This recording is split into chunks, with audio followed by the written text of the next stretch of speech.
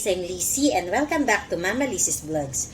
For those who are new in my channel, please do not forget to subscribe and click the notification bell para updated kayo sa mga ilalabas ko na videos. For today's video, i-share ko sa inyo yung pag-online filing ko ng 1701Q Quarterly Income Tax Return for Individuals, Estates, and Trusts. Video na to guys is para sa mga first time na magpa-file online ng kanilang ITR. First is open muna natin ang ating browser.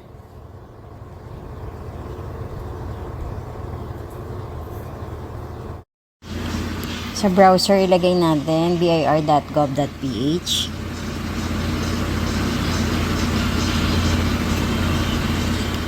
Tapos drop down lang natin dito sa e-services.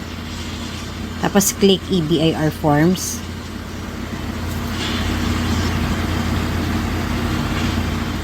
Tapos download natin yung offline EBIR forms package B7 9.4. Click ko lang, click here.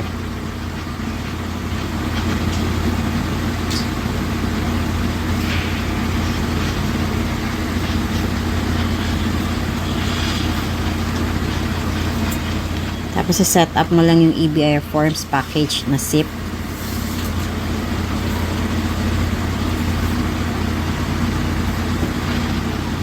Click next.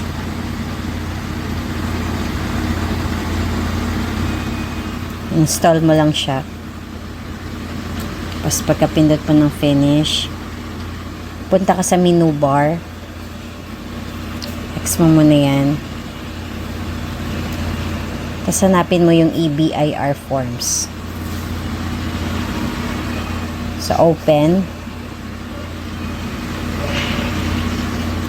Lalabas na tong EBIR forms. Fill up mo lang yung TIN number.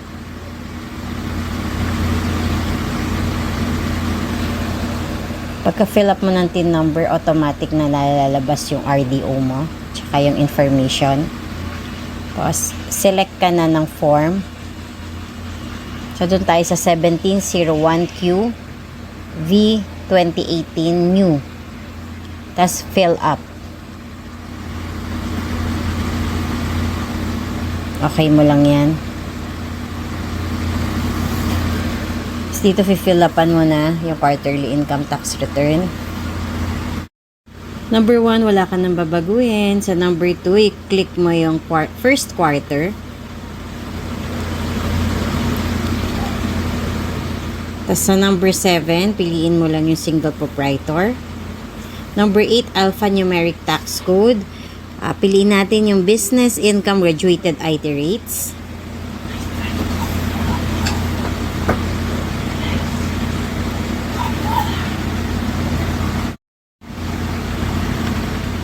Tapos number 11, encode lang natin yung ating birth date, month, at saka year. Number 13, citizenship.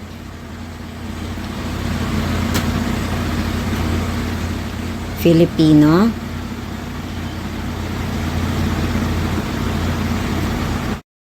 Mga meron ng auto fill up, hindi mo na siya kailangan fill upan. So, yung mga blanco lang yung i-fill upan mo.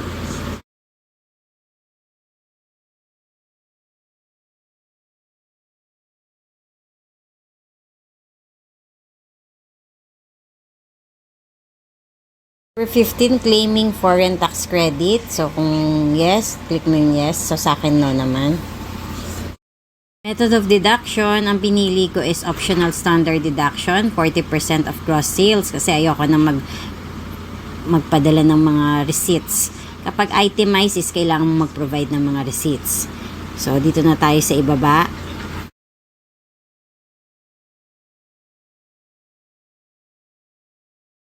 Click next na tayo.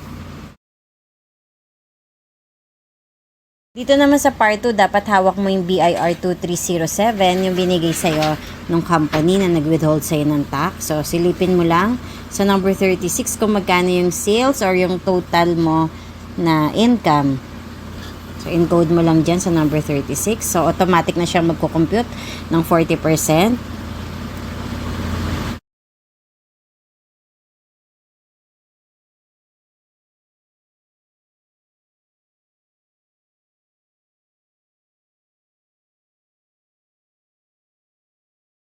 Dito naman, since first quarter tayo ngayon, ang fill upan lang natin is yung number 58. Creditable tax withheld per BIR form 237 for this quarter. So, tignan mo lang kung magkano yung withheld na tax sa'yo. Encode mo dyan. So, ang lumabas sa akin na total is negative 38,465. Save mo lang siya. Tapos, validate. Print. Tapos, submit final. So, hindi ko na na-video dito, no? Kasi baka umulit ako dahil nagawa ko na siya. Mas maganda na ma-print nyo yung inyong 1701Q na form para meron kayong proof na nag-file kayo online. So, ang next naman natin gagawin is i-attach natin yung ating withholding tax. So, punta lang tayo sa website ulit ni BIR.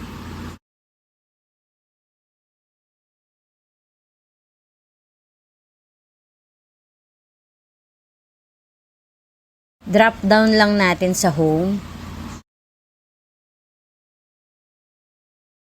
Hanapin lang natin yung downloadables. Medyo nasa baba siya. Tapos, ayan. Click mo lang yung downloadables. Tapos, hanapin mo yung AlphaList Data Entry and Validation Module version 7.0. Ida-download natin sa ating laptop or PC yung AlphaList B7.0 Setup Zip.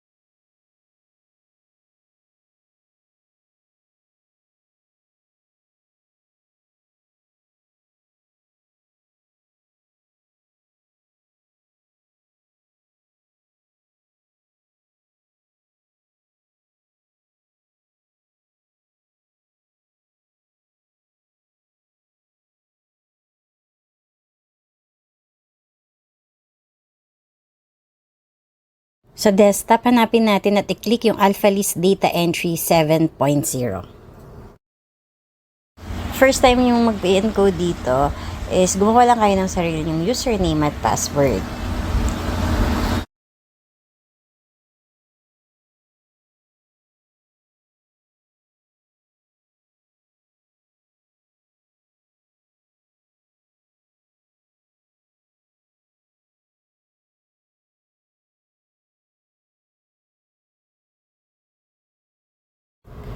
Click yes ka lang dito. Tapos, ang ilalagay mo sa withholding agent information is information mo. So, RDO mo, TIN number,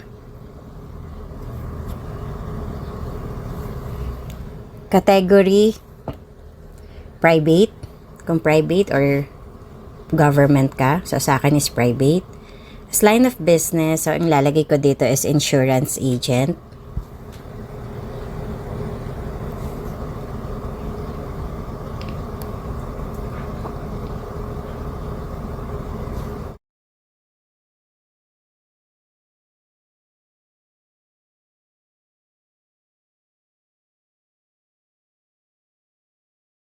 Classification individual. Tapos last name ko, first name, middle name at telephone number.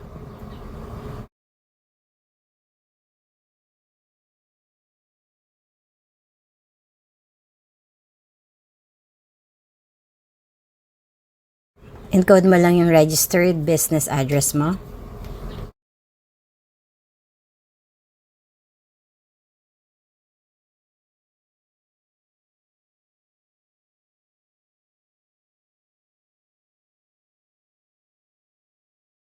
Dito sa authorized signatory, so ako na rin to since wala naman akong authorized signatory. Tapos click save and close. Click natin ang SAWT. SAWT form, hanapin natin yung 1701Q. So, okay. Tapos yung for the month of, palitan natin siya. First quarter, gawin natin 03/2023.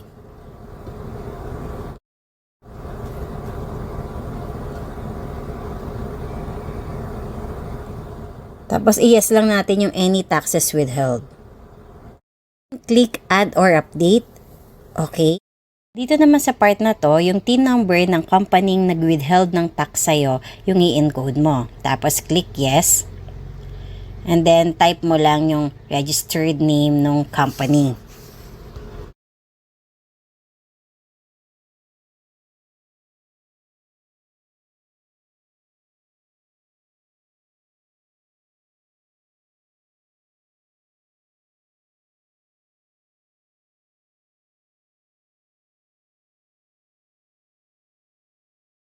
Dito naman sa ATC code, hanapin mo lang, nakalagay sa 2307 mo. So, yung sa akin, WI071.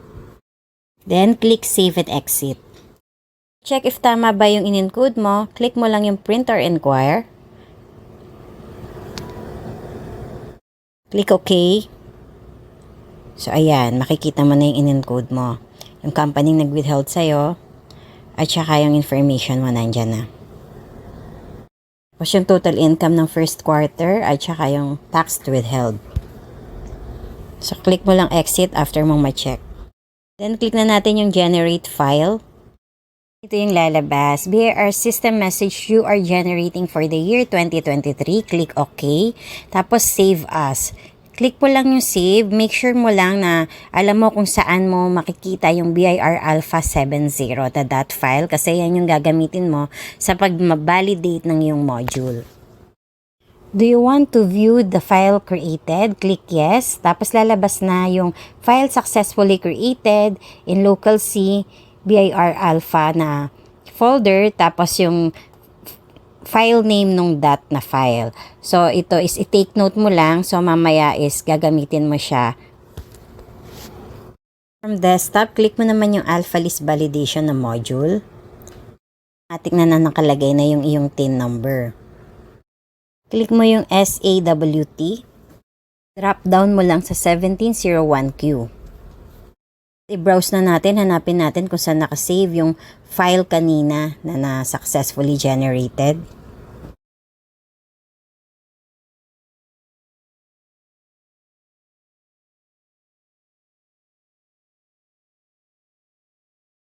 Lagay mo lang yung month 03.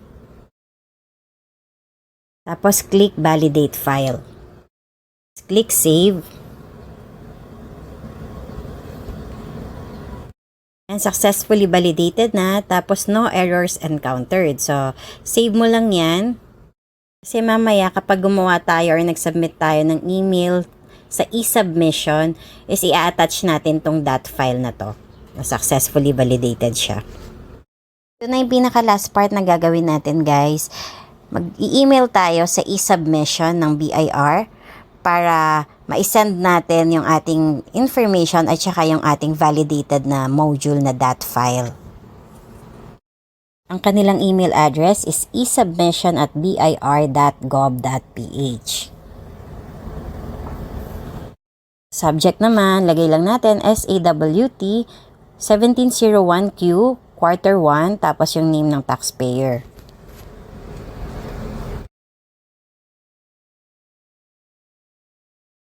Dito naman sa body ng letter, ang ilalagay natin is yung details natin or yung details ng taxpayer. So, ayan, lagay lang natin TIN number, registered name, last name, first name, middle name, registered address, filing return. So, ngayon is quarter 1, lalagay ko 2023 Q1. Email address at mobile number.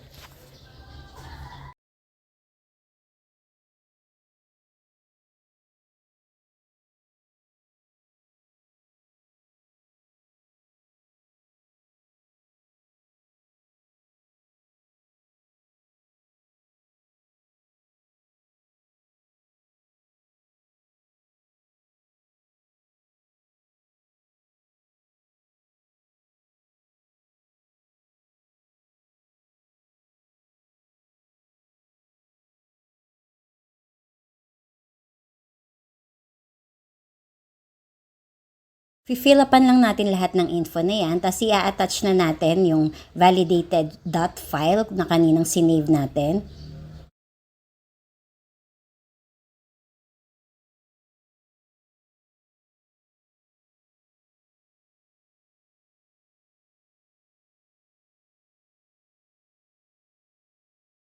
Pag na-attach na natin, then isend na natin yung email.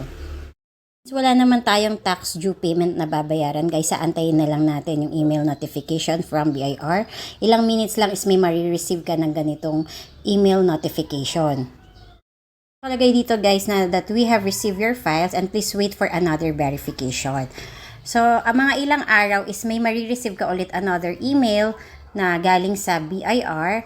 Ang subject naman nito is e-submission validation report. So, kung ganito na nakalagay na na-receive nila, tapos no errors encountered, so good to go ka na. So, okay na at nagawa mo na yung iyong responsibility as a responsible citizen of the Philippines at nakapag-file ka na ng iyong ITR. Dito na nagtatapos yung video ko guys. Hope nakatulong to sa mga kagaya ko na gusto na lang mag-file online ng kanilang ITR at huwag nang pumila sa mga BIR offices. Thank you for watching. Hope you like this video.